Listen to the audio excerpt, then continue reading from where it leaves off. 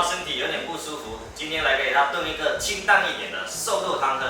食材也非常简单，10块钱肉末，1小块老陈皮，还有1块姜。瘦肉先把它剁碎，我选的这个是后腿肉，姜把它切末，老陈皮提前泡发，再来把它切末，切好放在瘦肉上，再来加一点薄盐调味，再洗干净小手，把它拍打成糟，拍打出就是口误。来把拍好的肉丸放到炖锅里面，水用没过这个肉团，焖它做，然后给它加进去，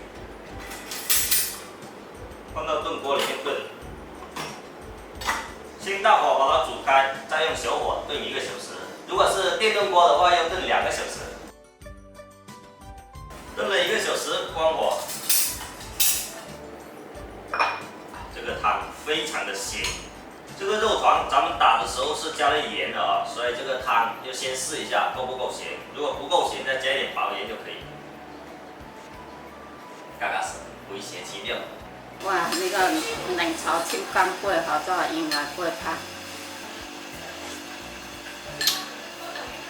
青粿冷炒粿，现在味道粿哈，粿青，好食。